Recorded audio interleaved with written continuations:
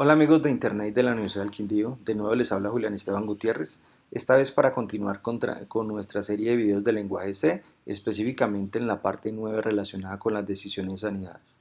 Ya en nuestro video anterior habíamos comenzado a hablar del concepto de decisión, decisión compuesta y decisión simple, en el cual decíamos que podemos tener una condición y un conjunto de instrucciones que se ejecutan si la condición es verdadera, o compuestas cuando yo tengo un conjunto de instrucciones que se ejecutan si la condición es verdadera o un conjunto de instrucciones que solo se ejecutan si la condición es falsa.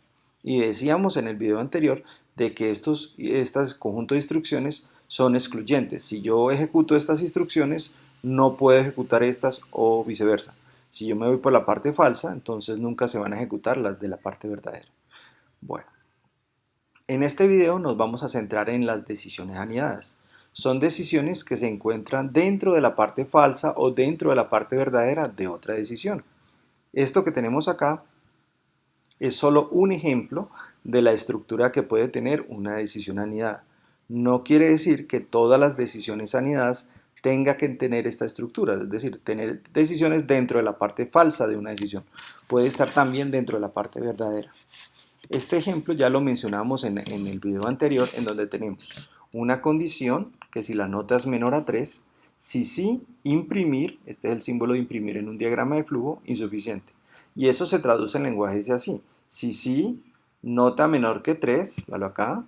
Si sí, entonces estas llaves, imprimir insuficiente. Si no, es este else, si no, entonces viene acá y dice haga otra condición, nota menor a 3,5, nota menor o igual a 3,5. Si esto es verdadero, imprimir aceptable. Si esto es verdadero, a lo que está, imprimir aceptable. Si no, hacer otra condición que pregunte si la nota es menor a 4. Si sí, imprimir sobresaliente y si no, excelente. Entonces miren que es más fácil entender este diagrama de flujo que este código directamente. Entonces por eso es que lo que nos vamos a enfocar es, dado un enunciado, hacer un análisis, construir un árbol de decisión o un diagrama de flujo, al menos parte de él, y a partir de ahí construir el código en C.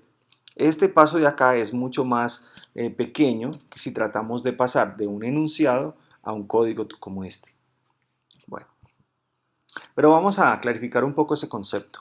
Vamos a mirar este ejemplo abstracto. Vamos a suponer que nosotros vivimos cerca de un parque y para ir a ese parque no necesitamos ningún tipo de transporte, podemos ir caminando, ya sea que esté a una cuadra, al lado, a 2 cuadras, bueno. Y también tenemos en nuestra ciudad un cine que requerimos transporte para ir a él. Entonces un día cualquiera uno se puede preguntar, ¿está haciendo calor? Sí, entonces voy a vestir ropa deportiva y voy al parque. Y termino, voy al parque a hacer deporte. Pero si no, voy a vestir ropa informal y voy a ir al cine. Pero como voy a ir al cine y el cine está lejos, entonces yo me tengo que preguntar, ¿tengo compañía para ir al cine? Si sí, uso el carro. Y si no, uso el transporte público. Entonces, si ustedes ven, esta decisión está dentro de la parte falsa de esta otra decisión. Esto es un ejemplo de una decisión anidada. Tener una decisión dentro de otra, ya sea en la parte falsa o en la parte verdadera o en ambas incluso. No podemos confundir ese ejemplo con este. Si yo vivo en una casa y el cine queda lejos, necesito transporte, y el parque también queda lejos y necesito transporte, entonces yo tengo que hacerme dos preguntas. ¿Hace calor? Sí, entonces me visto de manera deportiva y voy al parque. Si no, me visto de manera informal y voy al cine. Ahora, independientemente que haya decidido ir al cine o ir al parque, yo tengo que preguntarme, ¿tengo compañía? Si sí uso el carro y si no uso transporte público. Esto no es un ejemplo de una decisión anidada. Esto es un ejemplo de dos decisiones compuestas de manera secuencial. Entonces, mírele la diferencia. En este ejemplo yo tengo una decisión dentro de la parte falsa. Esta decisión solo se ejecuta si esto es falso. Si es verdadero, no. En cambio acá no importa si es verdadero o es falso, esta otra decisión se ejecuta. Entonces estamos hablando de decisiones compuestas de manera secuencial, no las podemos confundir. Muy válida y sirve para resolver muchos problemas, pero no es una decisión anidada. ¿Listo? Entonces más adelante en este video vamos a ver cómo un ejemplo se puede resolver así también. Entonces vamos a ponerle manos a la obra, vamos a ver ejemplos de decisiones anidadas. Y nuestro primer ejemplo es este. Construir un programa en C que imprima un mensaje de acuerdo con el carácter ingresado por el usuario, sin importar si lo ingresó en mayúsculas o minúsculas. Recuerden que todos estos ejemplos son sacados del libro que dejo aquí abajo en la descripción, para que lo descargue y lo trabaje. El libro no está enfocado en el desarrollo de los problemas con funciones, como lo hacen los videos. Entonces es un complemento. Allá usted va a aprender a manejar las estructuras básicas de manera solo en el main para entenderlas y al final del libro se hablan de las funciones. Recordemos que en este curso yo necesito hacer un énfasis en las funciones porque mis estudiantes van a pasar a un lenguaje más abstracto que Java en la orientación a objetos y necesito que ese concepto quede bien afianzado. Entonces por eso están resueltos los ejercicios de una manera diferente al libro. Muy bien, entonces retomemos, habiendo hecho esa aclaración. Entonces, si la persona ingresa una A minúscula o una A mayúscula, entonces el programa debe imprimir Android. Si es una I minúscula o mayúscula, iOS. Y si ingresa otra cosa, va a decir opción inválida. Entonces, mire que uno analizando este problema, nos encontramos con esto. ¿Cuál es el resultado esperado? Un mensaje, Android, iOS, opción inválida. ¿Cuáles son el dato disponible? El carácter, en este caso la opción. Ya sea en minúscula o mayúscula, no importa, es una opción. Entonces el usuario va a ingresar la A o la A para que diga Android, la I o la I mayúscula, iOS. Y si ingresa otra cosa, inválida. Y esto que está acá es un árbol de decisión de una decisión anidada. Mire que esta decisión compuesta que está aquí está dentro de la parte falsa de esta otra decisión. Entonces, ¿cómo llevamos esto a la práctica? Entonces vamos a mirar. Una forma es esta. Bueno, no, recordemos la estructura que estamos manteniendo. Un comentario que me ayuda a identificar el programa. Este es el programa número 1, mensaje versión 1. Vamos a hacer dos versiones. Programa que imprime un mensaje según la opción dada. El autor, la fecha y la licencia solo para mostrar que todo esto se puede colocar aquí. Una licencia general de GNU. Bueno, vamos a incluir la biblioteca estándar input-output porque nuestro programa necesita el sprint, como ya lo hemos mencionado en el video anterior.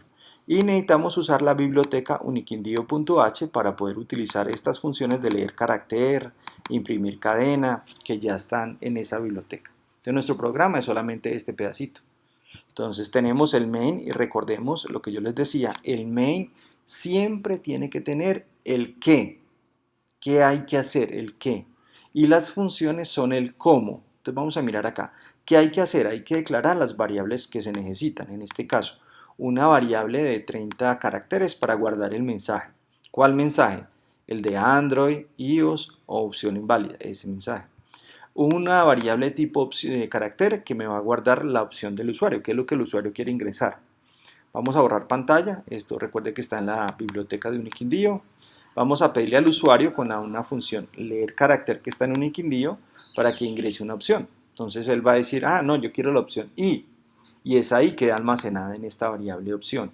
Vamos a llamar nuestra función, esta es de este programa, vean acá está, que recibe una opción, en este caso la variable que está acá, y va a recibir el lugar en donde esa función tiene que guardar el mensaje. Más adelante voy a enseñar otra forma de hacer esto, pero por ahora sí. Entonces esta función necesita la variable con la información que el usuario ingresó y la variable que va a decirme dónde va a guardar el mensaje. Vamos a llamar nuestra función de la biblioteca también, que es imprimir cadena, y va a decir su selección es, y va a imprimir el mensaje almacenado. Entonces esto es el qué. ¿Qué hay que hacer? Hay que leer un carácter, hay que obtener el mensaje y hay que imprimir el mensaje. ¿Sí ven? El qué. Ahora viene la pregunta, bueno, ¿y cómo? Leer carácter ya lo hemos explicado, está en nuestra biblioteca, entonces nos olvidamos de él. Imprimir cadena también está allá. No nos queda sino entender cómo hace esta función de obtener mensaje. Y esa es nuestra decisión anidada. Observemos acá. Si la opción, si opción, que es un carácter, es igual, mire que carácter tiene que tener apóstrofes aquí. Es igual a minúscula. O opción es igual a A mayúscula, entonces usamos sprint, no print, sino sprint, para que en esta variable, de hecho en el arreglo que esa variable apunta, así sería, se almacene este texto. Y esto, si volvemos a nuestra diapositiva, es esto, vea. Si la opción es A o la opción es A mayúscula, entonces en este caso no es imprimir, sino guardar Android, véalo aquí está. Si la opción es A minúscula o, este es el O, no nos podemos olvidar de lo en C, o es A mayúscula, vamos a guardar en esta variable mensaje Android. Si no, vamos a preguntar si la opción es I minúscula o I mayúscula. Si es así, guardamos el mensaje iOS. Y en otro caso, guardamos el mensaje una opción inválida. Entonces volvamos a ver el dibujo. Bueno, acá está. ¿Es A o A mayúscula? Android. No, es I o I, iOS. No, opción inválida. Entonces mire que este análisis nos facilita la creación de esto. Esto no es más que una manera formal de escribir ese árbol de decisión que está allá. Por eso es que es importante el análisis. Vamos a compilarlo, vemos que no hay errores. No nos olvidemos, para los que no han visto bien el video anterior, que para que esto nos funcione necesitamos establecer comandos. Acá, dejando un espacio, que tuve varios comentarios de los estudiantes que les daba error, nos faltaba este espacio a los estudiantes, y colocar un uniquindio.c. Muy bien.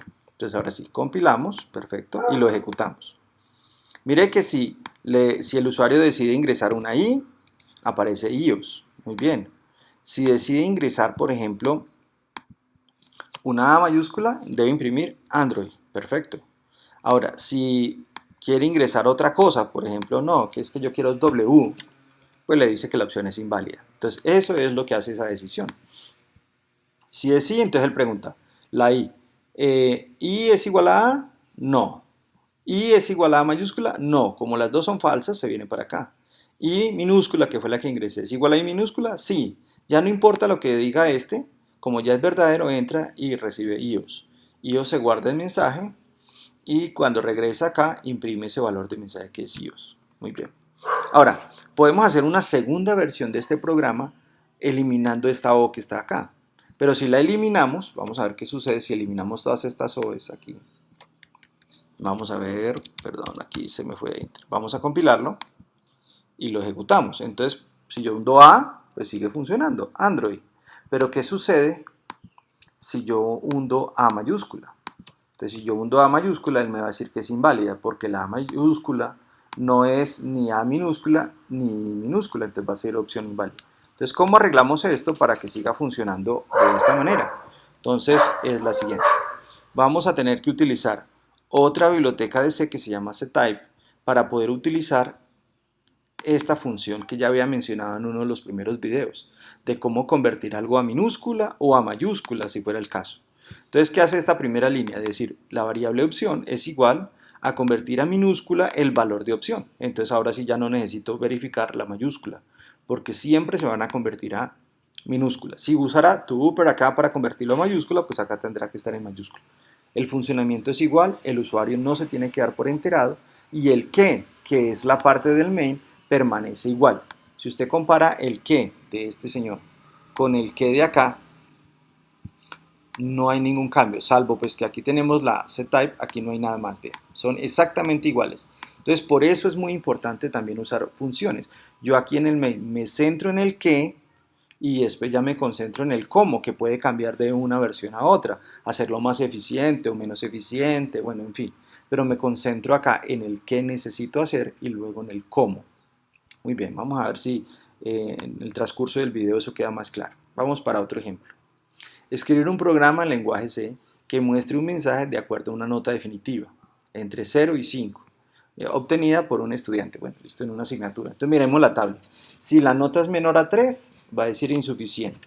Si la nota es menor o igual a 3,5, entonces dice aceptable. Si la nota es menor o igual a 4, sobresaliente, y si la nota es menor o igual a 5, excelente. Entonces, recordemos siempre, no trate de pasar de este enunciado a un programa en C. Pase de este enunciado siempre a un análisis. Entienda lo que va a hacer. Entonces, este es nuestro enunciado, lo volví a copiar acá. ¿Y cuál es el resultado esperado? Un mensaje. ¿Cuál es el dato disponible? Una nota. ¿Qué hay que hacer? Pues hay que determinar qué mensaje es dependiendo de la nota. Entonces, para eso necesitamos un árbol de decisión o si quiere un diagrama de flujo, por lo menos parte de un diagrama, son equivalentes, ¿se observan? Bueno, entonces si la nota es menor a 3, insuficiente. Si no, entonces pregunto si es menor a 3,5, aceptable, y así sucesivamente. Entonces vamos a mirar cómo esto yo lo puedo llevar a lenguaje C. Entonces vamos a ver acá, nota. Entonces de nuevo nuestro comentario que nos identifica el programa, la biblioteca estándar input output porque necesitamos el sprint y la biblioteca de Unique. Observen algo, el que es el main, en esencia es exactamente el mismo que hicimos aquí atrás. Mire, en nuestra versión anterior leíamos un carácter, obtenemos un mensaje y lo imprimimos. Eso es el que hay que hacer, leer, obtener un mensaje, imprimir el mensaje. ¿Qué hacemos en notas? Exactamente lo mismo, solo que ahora no es un carácter. Vamos a leer un real porque es una nota, vamos a obtener un mensaje de acuerdo a esa nota y vamos a imprimir el mensaje. Entonces mire cómo yo trabajo en un nivel de abstracción diferente. Siempre me centro en el qué, y estos dos ejercicios, a pesar de que el enunciado parece muy distinto, el qué es exactamente el mismo. ¿Qué hay que hacer? Hay que leer algo, una nota o un carácter, leer un carácter, luego obtener un mensaje e imprimir ese mensaje. Exactamente lo mismo. Ahora, ¿cómo se implementa? Observen que la implementación de esto en C simplemente corresponde a este árbol de decisión o a este diagrama de flujo, ¿sí? Entonces, ¿qué hace? Vamos acá. Si la nota es menor a 3, insuficiente. Igual aquí está. Si la nota es menor a 3, almacenen esta variable, insuficiente. Si es menor a 3,5, almacena aceptable y así. Para que al final, en esta variable, va a quedar almacenado el texto que yo necesito imprimir. Perfecto. Eso es. Pero no nos quedemos ahí, vamos un nivel más. Vamos a hacer este. Y ojo con este ejercicio que tiene varias soluciones porque depende de la manera en que lo analicemos. Por eso estoy haciendo mucho énfasis. Es muy importante el análisis. Entonces mire el programa. Escriba un programa que determine el número mayor entre 4. Ojo, entre 4 números enteros ingresados.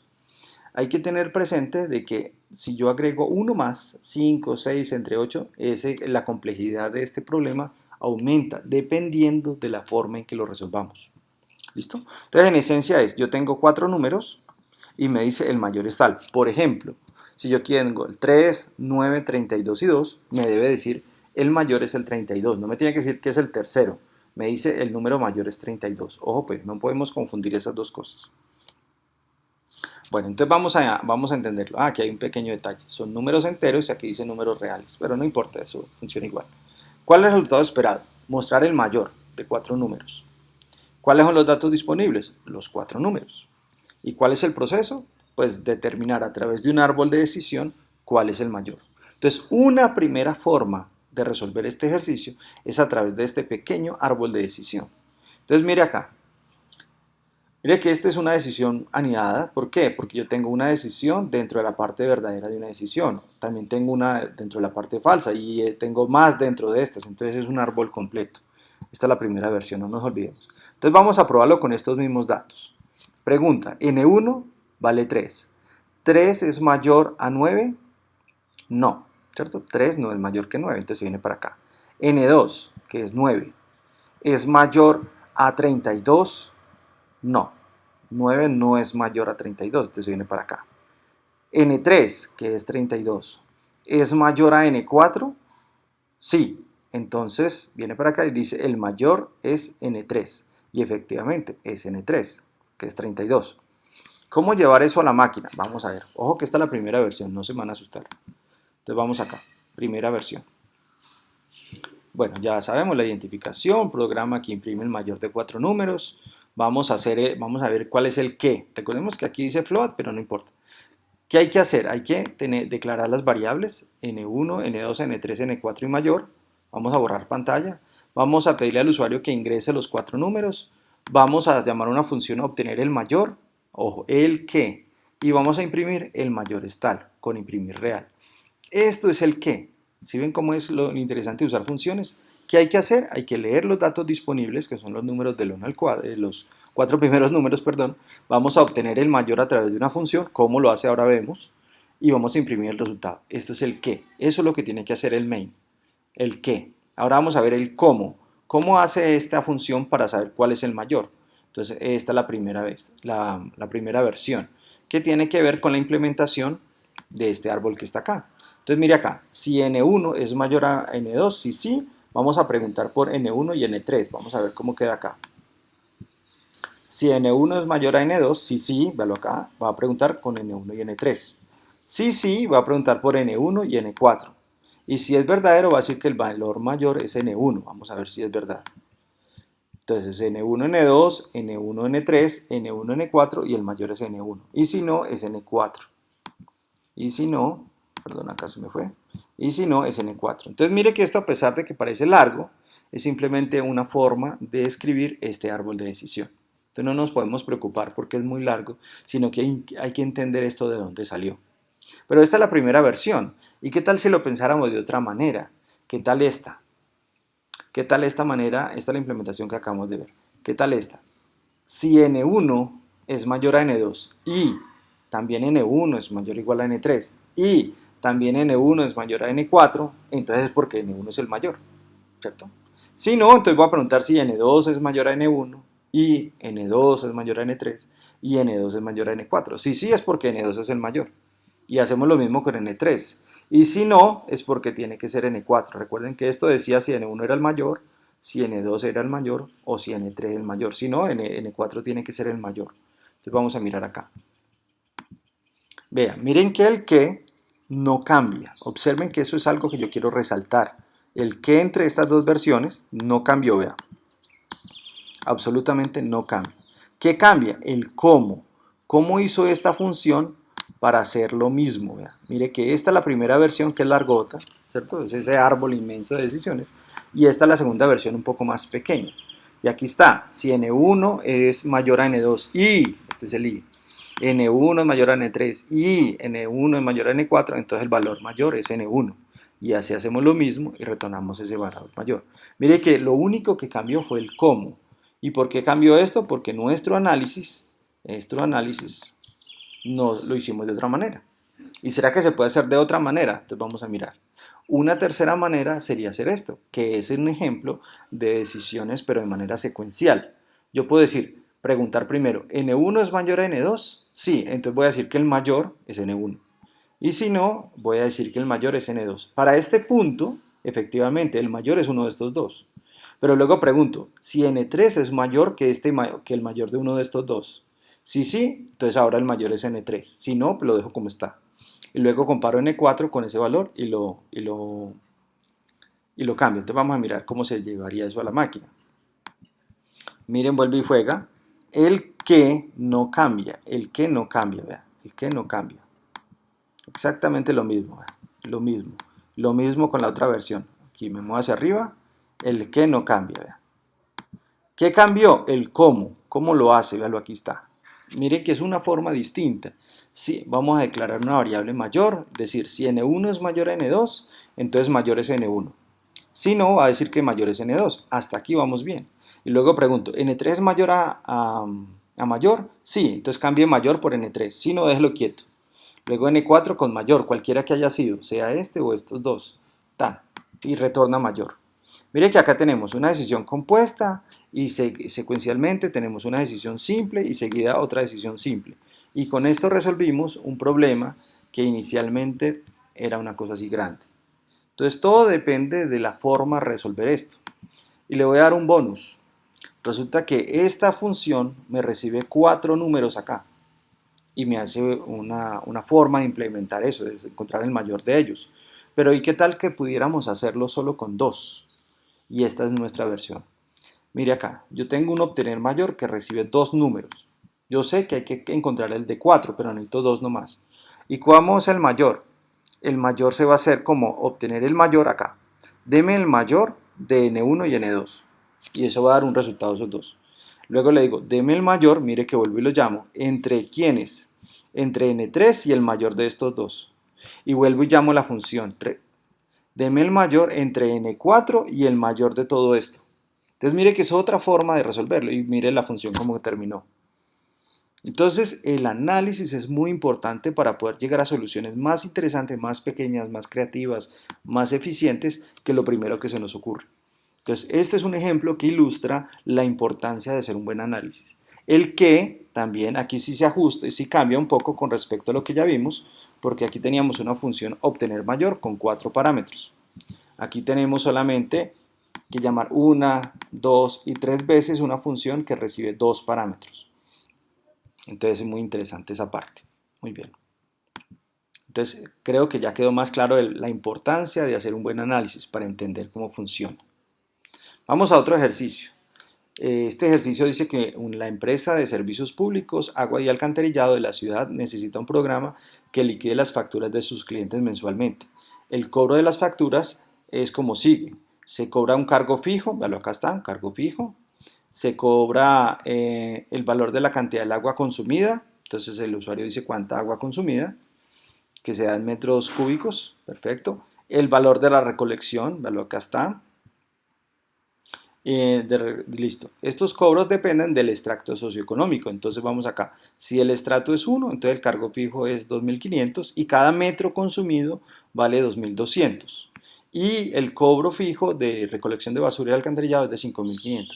Si el estrato es 6, entonces el cargo fijo es de 4.400, el valor por metro es de 4.800 y el costo por la recolección es de 11.000. ¿Qué hay que hacer? Un programa en C que ingrese el estrato, este valor, y la cantidad consumida. Entonces el programa debe calcular cuánto tiene que pagar. Entonces, ¿qué tenemos acá? Tenemos cargo fijo, cantidad de agua, valor de recolección, alcantarillado, estrato y valor a pagar. Y con esa información, entonces hacemos un análisis y decimos así, resultado esperado, el valor a pagar. Eso fue lo que nos pidieron nomás. Datos disponibles, el estrato socioeconómico y la cantidad de metros consumidos.